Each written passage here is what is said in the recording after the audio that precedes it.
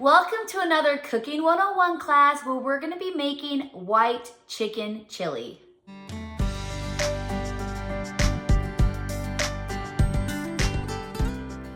Here are the spices that you're going to need: ground mustard, parsley, minced onion, ground white pepper, garlic powder, and garlic salt.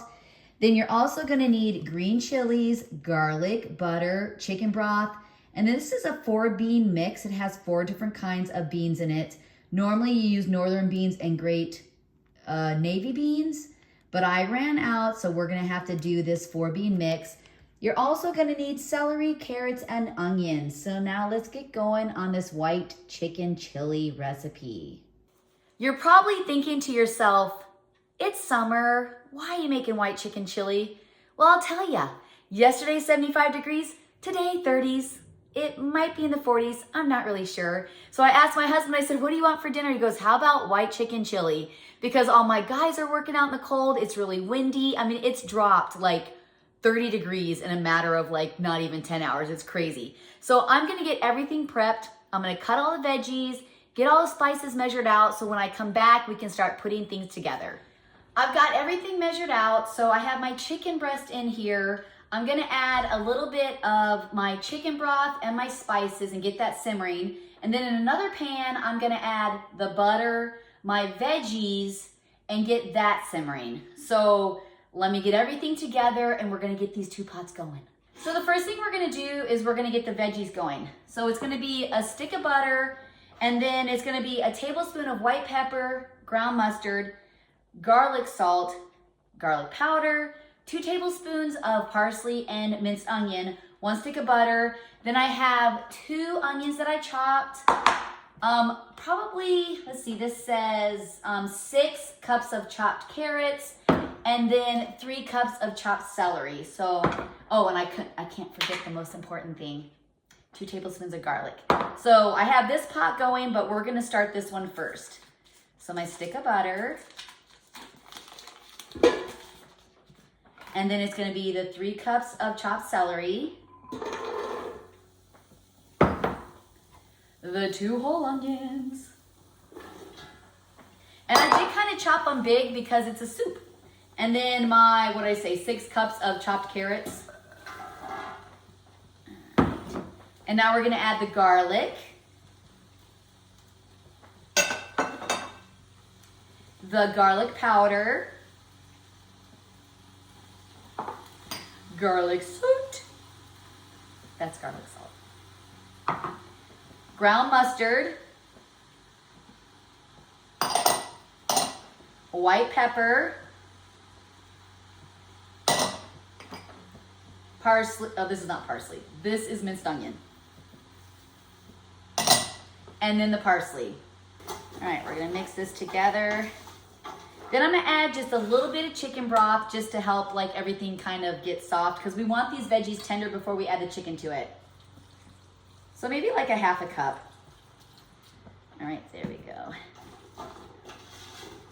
Okay, so we'll get this cooking. And then in this pot, we have our chicken breast, and I'm gonna add some chicken broth to it. We're gonna keep all this, so I'm gonna say 2 cups. So we'll get all this cooking. And then I'm also gonna add my green chilies to this pot. Okay. All right, okay, there we go. Okay. So we're gonna have the veggies keep cooking. Once they're tender and the chicken is done, I'm gonna come back and we're gonna start putting everything together. This white chicken chili, it really is super easy. I think that any kind of soup you make, unless it has a cream base, it's pretty much just like dump and go, right? So we'll get these veggies done, get the chicken done, and then we'll be back. So I thought while the veggies are trying to soften and we're getting that chicken cooked, I thought maybe I could answer a couple of your questions that I get from a lot of people. So a lot of people ask me about the white pepper. Why do I use white pepper? I find that white pepper has a less spicy taste to it. Black pepper is kind of spicy. You use it in like your pepper gravies, anything that you want a little kick to.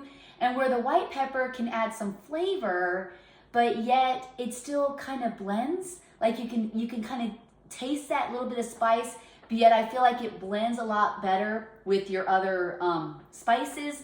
So that's why I use white pepper. Another question that I get asked is, how do you come up with your menu? How do you come up with meals that you decide to make? So what I do is normally I will sit down and I'll ask my kids, or I'll text my kids, what would you like for dinner? And these yellow notebooks, I write all my recipes down. I write my grocery list. And so what I do is I just write down my list. I sit with my kids and I say, okay, what do you guys want for dinner? I'll ask my husband.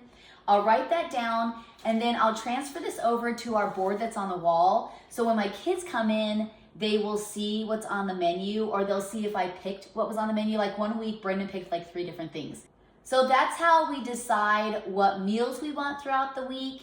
Is I just ask my kids, and like Robert, if I ask my Robert, what would you like for, on the meal this week? He says, Haley's chicken pot pie, Robert is macaroni and cheese with chicken strips. Chicken fingers, yeah. And so they always ask for the same thing. Brendan is Italian, and David is burgers. So when you see some of the things on the board, you know that, oh yeah, Robert chose that. Oh yeah, Haley chose that. So that's how we decide what we're gonna eat each week. If there's a holiday coming or a birthday, the birthday boy or girl gets to pick what they want for that meal. And then if it's a holiday, of course, like Mother's Day, my husband says, what do you guys want? And then for Father's Day, all the boys get together and the kids and decide what they want. So for different holidays, of course, we have, it's a little different, but when it comes to just everyday meals, that's how we get our weekly meals for our family. Another thing that I hear a lot is, your kids are older. Why do you still cook for them? Well, my kids are older, but they're still kind of little. I mean, 2021, yeah, they're adults, but they're still young. They're still trying to find their way. I love cooking big, and my kids work all day. Like they're out the door by 7. They don't come home till 6, and they're tired, and I love cooking. I don't mind. They don't ask me to cook for them. They don't say, hey mom, you better make me food. They don't ask. And they'll actually text me and say, hey, what's for dinner? Can I come over for dinner? But people don't see that. They just see the meals, and they see our big family of 10. And so I cook for them because they work hard. And they don't have time to come home and make a meal after they get home from, at 6:30 from working. Like Brendan, he works really late sometimes. He'll come in at 7:30, 8 o'clock to eat dinner. And so I make sure that dinner doesn't get put out or put away until all my kids are done. So that's why I cook for my kids, because, they're not married. They're still trying to find their way, and I love cooking. And they know that, and I'm already thinking, when my kids have families and they're not here, how am I going to do things? So the wheels are already turning, how I can still help them and their newly spouses kind of get on their feet. And so the wheels are turning for sure. But I really just enjoy cooking. It is my language of love. And I know I've said that many times. And I don't mind. It's just not a hassle, because I have to cook anyway. I mean, there's still 7 of us in the house. So what's 3 more coming over? It's, to me, I just don't think it's a big deal. And yes, they're adults, but they are very respectful, and they do help clean up, and they do say thank you. And so it's not like they're taking advantage of mom and her cooking, but I do get that a lot. I get, why does Haley eat out here all the time if she's by herself? Well, because she's still trying to be established, and she is still trying to save money for different things. And, so I don't mind cooking for my family. I'm used to cooking for a big family, and I just don't mind. Another big question I get asked a lot is, how do you come up with your recipes? Do you ever get tired? Sometimes I get tired. That's why you'll see leftovers on the board, or you'll see out to eat. Because I do get tired. I mean, you're cooking for a big family, and it does get tiring. But so how I decide my recipes is, a lot of them I've made for years. I've made the pizza casserole for my kids for years. I've made the chicken pot pie. So there are some things that I've just done. And a lot of things that I make, I'll get inspiration. Like I'll maybe look up a tater tot casserole, and I'll kind of look at the recipe, and then I will make it my own. So I will grab some of that. I'll change up how much gets added. I'll add stuff of my own and kind of create my own thing. So I get a concept or an inspiration from maybe another recipe I see on Pinterest. And then I will kind of dissect it and break it up and make my own. There's some things though that I've created on accident. like I don't have a lot of stuff in the pantry and I'll just put things together. Like there's a dish that I make that has rice, burger, green beans, thyme, basil, butter, and something else. I don't even know what it's called. And I just put it together because that's all I had. And boom, the kids loved it. So there are just a lot of things that I just had to grab and go things, and it's just trying, some things work, some things didn't work, and then some things I've just always done. I do have several recipes I've gotten from my mother-in-law and my mom, and I've built on those to kind of make them my own. So that's kind of how I have the different things I make. And as you guys can see on our board, we do have a lot of repeating things. We'll have burgers, like in the summer, you'll see a lot of grilling and cold salads. Because the boys, I over make the cold salads in the summer because my boys like to put them in Tupperware and take them to lunch. So I'll actually make a quadruple amount of potato salad so we can eat it for dinner, and then they can eat it for a couple days at work because they don't have a microwave.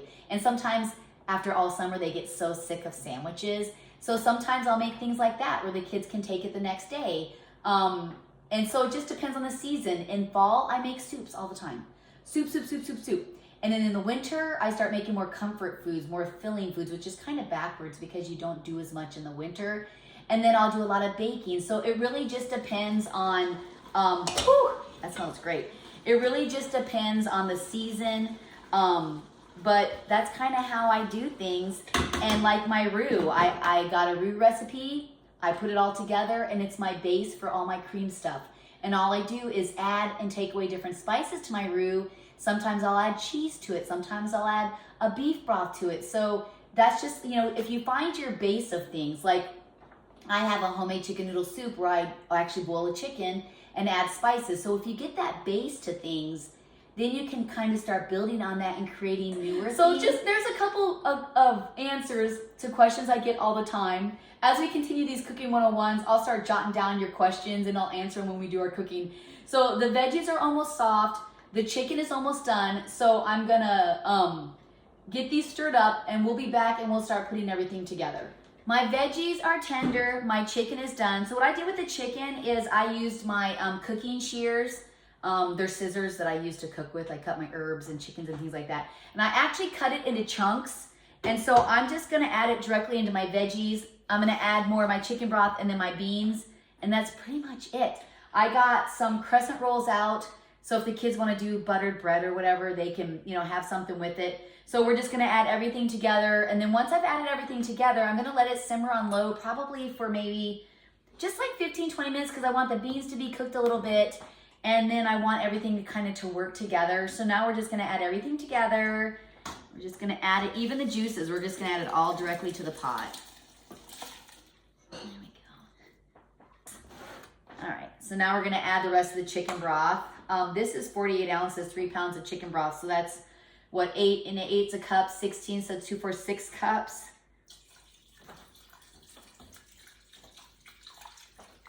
It smells yummy.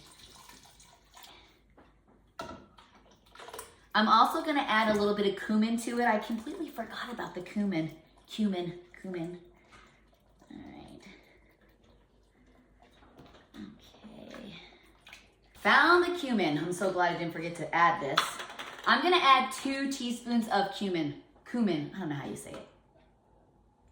It smells good. All right, we'll stir that in and then we'll let it simmer for about 20 minutes and it's ready to go. I'll make the croissants and stuff too while this is simmering. All right, so simmer it on low for about 20 minutes just so it can get hot and then get those beans hot too. Yeah, sorry about that. I forgot those 2 very, very important ingredients. And so it really makes a difference with what your chili looks like. So I'm just gonna do a bowl with you so you guys can kind of see it. All right, it looks absolutely amazing. It says that you can serve with cilantro on top.